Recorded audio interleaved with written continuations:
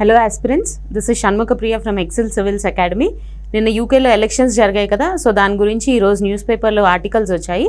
అదేంటో చూద్దాము. Labour Party projected to oust Sunak government in UK polls, important for your GS2 paper. Millions went to polls in the UK on Thursday to vote for 650 MPs in the House of Commons, with the Labour Party projected to win a sizable, if not historically large majority of more than 400 seats according to several poll projections. మనకు తెలుసు కదా, UK పార్లమెంట్లో 2 houses ఉంటాయి, house of commons and house of lords, similar to our Lok Sabha and Rajya Sabha in India. So house of కామన్స్కి elections జరిగాయి అనమాట. 650 seats ఉంటాయి house of కామన్స్లో, వాటికి ఎలక్షన్స్ జరిగాయి. ఇప్పుడు ఇంతకుముందు రూలింగ్లో ఉన్న party conservative party and prime minister Rishi Sunak.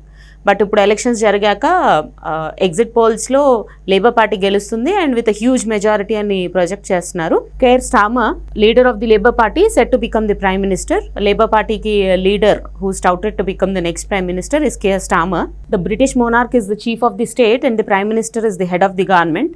యూకేలో బైకామరల్ లెజిస్లేచర్ ఉంటుంది కదా, అంటే 2 houses ఉంటాయి ఇందాక చెప్పుకున్నట్టు, house of commons and house of Lord's.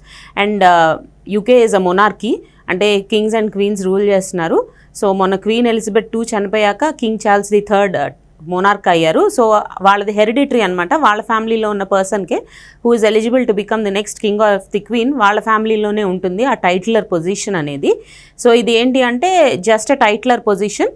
వాళ్ళు డే టు డే యాక్టివిటీస్లో పార్టిసిపేట్ చేయరు, బట్ వాళ్ళు ఎక్కడన్నా అఫీషియల్గా సెరమనీస్ కానీ wherever there is an official event they will represent the UK. So that is just a titular position. But head of the government ఏంటి అంటే it is the prime minister. వాళ్ళు day to day activities and the key decisions of the governments అన్నీ వాళ్ళే తీసుకుంటారు. Monarchy has nothing much to say or decide about how the day-to-day functions should be or the policies of the government should be. The monarchy is hereditary and UK has bicameral legislature. The UK follows the concept of parliamentary supremacy, whereas India follows a system of constitutional supremacy. దీనికి explanation ఏంటి అంటే UK is a parliamentary supremacy country, అంటే పార్లమెంట్లో చేసే loss ఏమన్నా ఉన్నా కూడా అవన్నీ ఫైనల్ అనమాట. So monarchy has nothing much to say. వీళ్ళు ఏదన్నా బిల్ పంపిస్తే దాన్ని మ్యాండేటరీలీ సైన్ చేసి పంపించాలి, అసెంట్ ఇవ్వాలి.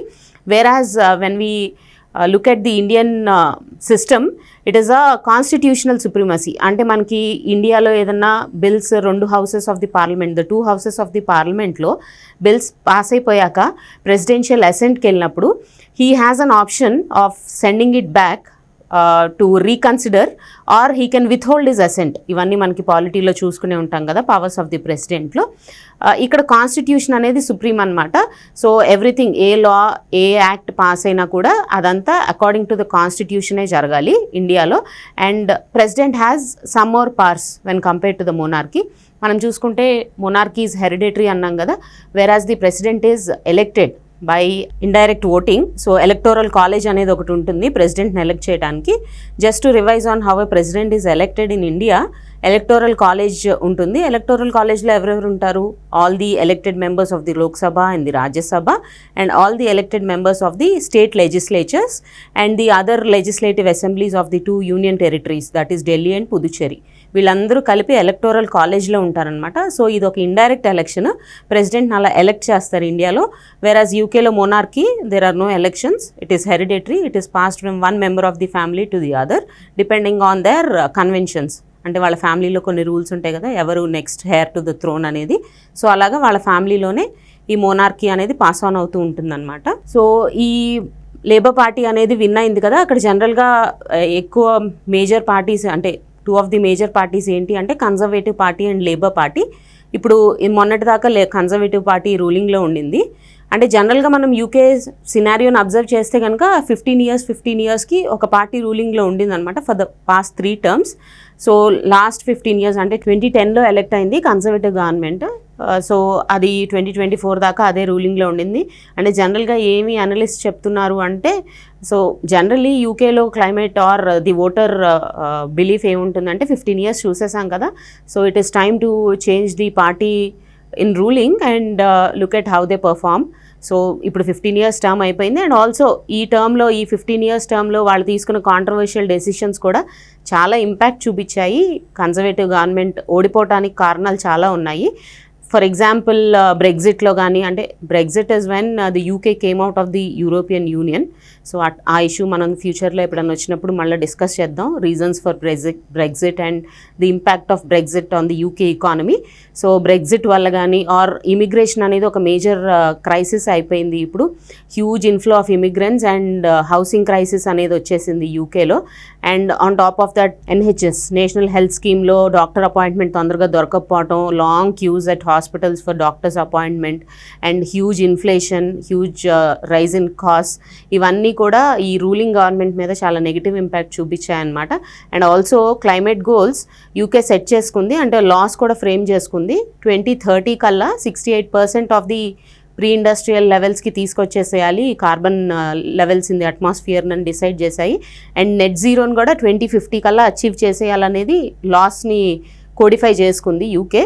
బట్ ఈ conservative government, Rishi Sunak government ఏదైతే ఉండిందో, బట్ 2030కి కొన్ని మెజర్స్ తీసుకోవాలి అని మెన్షన్ చేసుకొని కూడా due to the pressure from the ruling party దాన్ని 2035కి పోస్ట్పోన్ చేశారు కొన్ని లాస్ని. For example sale of diesel and petrol vehicles 2030 తర్వాత జరగకూడదు అనేది లాలో ఉంది, బట్ దాన్ని 2035కి డెడ్ లైన్ ఎక్స్టెండ్ చేసింది రిషి సునాక్ గవర్నమెంట్. సో ఇట్లాంటి పాలసీస్ అన్నీ కూడా నెగిటివ్ ఇంపాక్ట్ చూపించాయన్నమాట రూలింగ్ పార్టీ మీద.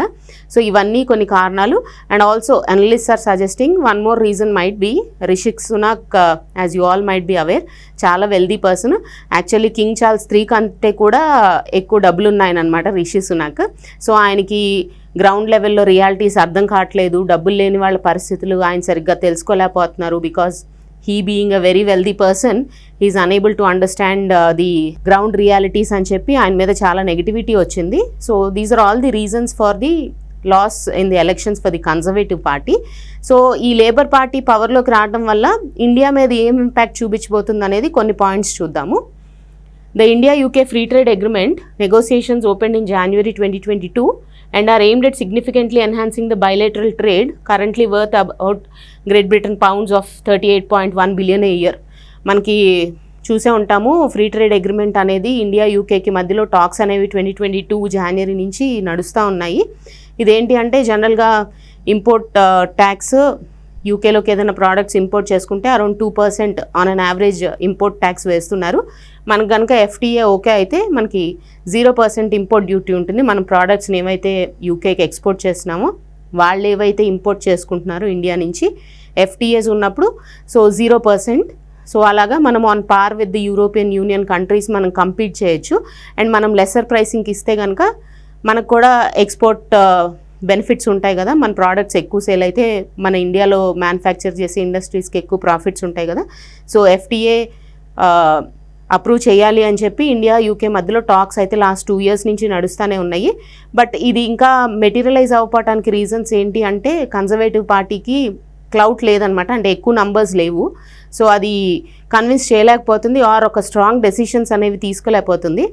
మనం కోయలేషన్ గవర్నమెంట్స్లో ఉన్న డిసడ్వాంటేజెస్ ఏంటి అని చూసాం కదా, ఒక స్ట్రాంగ్ డెసిషన్ తీసుకోలేవు పార్టీస్.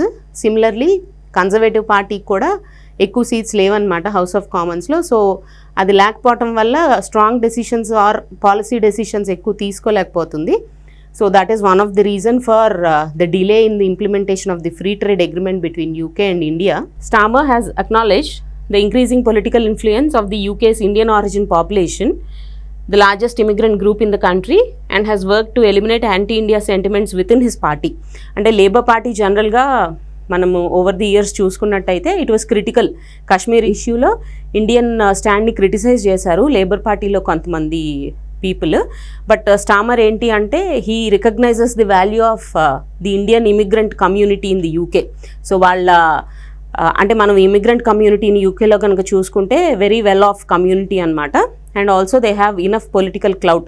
కొంతమంది ఇండియన్స్ హౌస్ ఆఫ్ కామన్స్లో కూడా మెంబర్స్గా ఉన్నారు. So he understands that the Indian immigrant community is an important player in both the political terms and also the economical terms.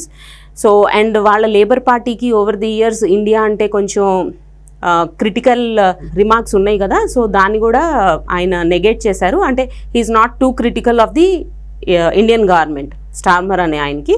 During FTA negotiations, India has sought leniency on the carbon tax, which proposes to levy steep tariffs on imports with higher carbon footprints that the UK is expected to implement. Carbon tax అంటే ఏంటి అంటే carbon border adjustment mechanism EU implement చేస్తుంది and on similar terms UK కూడా implement చేయాలని చూస్తుంది. For example ఏదైనా products ఏదైనా country నుంచి ఇంపోర్ట్ చేసుకోవాలి అనుకుంటే వాటి కార్బన్ ఎమిషన్స్ని బట్టి ఒకవేళ కార్బన్ ఎమిషన్స్ ఎక్కువ ఉంటే కనుక ఆ ప్రోడక్ట్స్ మీద ఎక్స్ట్రా ట్యాక్స్ లెవీ చేస్తారనమాట. దాన్ని కార్బన్ ట్యాక్స్ అంటారు. సో దట్ అంటే యూకే ఎందుకు ఇంప్లిమెంట్ ఆర్ EU ఎందుకు ఇంప్లిమెంట్ చేస్తుంది ఇట్లాంటిది అంటే to encourage those countries to cut down on their carbon emissions. So దానికోసమని మేము ఇంప్లిమెంట్ చేస్తామని చెప్తున్నారు కార్బన్ ట్యాక్స్. మన FTAలో కూడా కార్బన్ ట్యాక్స్ అనేది ఒక ఇష్యూ అనేది ఉందన్నమాట. But Indian government are over the years ఈ 2 years నుంచి డిస్కషన్స్లో ఇండియన్ గవర్నమెంట్స్ పుట్ ఫోర్త్ చేసే పాయింట్ ఏంటి అంటే మీరు కార్బన్ ట్యాక్స్ లివీ చేస్తున్నారు ఓకే, బట్ ఇప్పుడు మనం కనుక అసెస్ చేసుకుంటే 80% of the carbon that is present in the atmosphere is all due to the developed countries. So ఉన్న పొల్యూషన్ లెవెల్స్ ఏవైతే ఉన్నాయో వాటిల్లో 80%కి కారణం డెవలప్డ్ కంట్రీసే అనమాట. సో మీరైతే బాగానే సంపాదించేసుకున్నారు ఆర్ మీరైతే అంతా పొల్యూట్ చేసేసారు. సో ఇప్పుడు మేము డెవలప్ అవుతున్నప్పుడు మా మీద ఈ ఎక్స్ట్రా సెసెస్ కానీ ట్యాక్స్ కానీ వేయటం కరెక్ట్ కాదు అని చెప్పి ఇండియన్ గవర్నమెంట్ స్టాండ్ తీసుకుంటుంది. సో FTA నెగోసియేషన్స్లో ఇది కూడా ఒక మేజర్ పెయిన్ పాయింట్ అనమాట కార్బన్ ట్యాక్స్ అనేది. ఎందుకు అంటే ఇప్పుడు మనకి 0% ఇంపోర్ట్ డ్యూటీలో మనం ఎక్స్పోర్ట్ చేసినా కూడా ఈ కార్బన్ ట్యాక్స్ అనేది దానికంటే ఎక్కువ ఉంటుంది. సో మనం కంపీట్ చేయలేము ఓపెన్ మార్కెట్లో, మన గూడ్స్ వాల్యూ పెరిగిపోతుంది అనమాట కార్బన్ ట్యాక్స్ కనుక ఇంపోజ్ చేస్తే. యూకే ఎక్కువగా మన దగ్గర నుంచి ప్లాస్టిక్ ప్రోడక్ట్స్, కెమికల్స్ ఇట్లాంటివి ఇంపోర్ట్ చేసుకుంటుంది. మనకి ఫ్రీ ట్రేడ్ అగ్రిమెంట్లో 0% ఇంపోర్ట్ డ్యూటీ వేసినా కూడా కార్బన్ ట్యాక్స్ వేయటం వల్ల దాని బెనిఫిట్స్ ఏమి ఉండమన్నమాట. FTA వచ్చినా కూడా యూజ్లెస్ అయిపోతుంది. సో కార్బన్ ట్యాక్స్ అనేది వేయొద్దు అని చెప్పి నెగోసియేషన్స్లో ఒక ఇష్యూ ఉంది. India argues that this proposed mechanism could negate many of the tariff concessions agreed upon in the FTA. Labour Party is likely to negotiate hard on the visa issue. New Delhi is seeking temporary visas for the service sector workforce under the FTA. ఇప్పుడు labour party అనేది ఇంతకుముందు క్రిటికల్గా ఉండిందనమాట immigrants ఇష్యూకి. But లీగల్గా ఎవరైతే visas తీసుకుని వస్తున్నారో వాళ్ళకు కొంచెం ఫర్గానే ఉన్నట్టు అనిపిస్తుంది. సో ఇండియా లేబర్ పార్టీ పవర్లోకి వచ్చాక ప్రాబ్లీ FTA నెగోసియేషన్స్ అప్పుడు ఇది కూడా ఒక ఇష్యూగా ఉండబోతుంది. సర్వీస్ సెక్టర్కి షార్ట్ టర్మ్ వీసాస్ ఇచ్చి, because UK is famous for it's IT and financial sectors, మన దగ్గర స్కిల్డ్ పర్సనల్ ఎవరైతే ఉన్నారో వాళ్ళకి షార్ట్ టర్మ్ వీసాస్ ఇచ్చి లీగల్ ఇమిగ్రేషన్ని ఎంకరేజ్ చేయొచ్చు అని చెప్పి FTAలో వన్ ఆఫ్ ది పాయింట్స్ అనమాట. సో ఇవన్నీ మనకి ఇంపాక్ట్ చూపించబోతున్నాయి. లేబర్ పార్టీ పవర్లోకి వస్తే కనుక ఇండియా UK బైలాటరల్ టైస్లో కొన్ని ప్లస్ పాయింట్స్ ఉన్నాయి అండ్ కొన్ని నెగోషియేషన్స్కి దారితీసే అవకాశాలు ఉన్నాయి. సో మెయిన్స్లో జనరల్గా UK parliamentary system, Indian parliamentary సిస్టమ్స్లో ఓవర్ ది ఇయర్స్ మనం చూసుకుంటే కనుక compare the similarities or assess the similarities and the differences between the UK and Indian parliamentary system అని అడిగారు ప్రీవియస్ ఇయర్స్లో. ఇంకొక పాయింట్ మనం ఆ క్వశ్చన్కి ఏం మెన్షన్ చేయొచ్చు అంటే UKలో ప్రైమ్ మినిస్టర్ ఎవరైతే ఉన్నారో వాళ్ళు హౌస్ ఆఫ్ కామన్స్లో మెంబర్ అయ్యి ఉండాలి. వాళ్ళనే ప్రైమ్ మినిస్టర్గా ఎలెక్ట్ చేసుకోవచ్చు ఆర్ నామినేట్ ఆర్ మెంబర్స్ ఎవరైతే ఉన్నారో party which one the elections వాళ్ళలో నుంచే ఒక ప్రైమ్ మినిస్టర్ని నామినేట్ చేయాలి.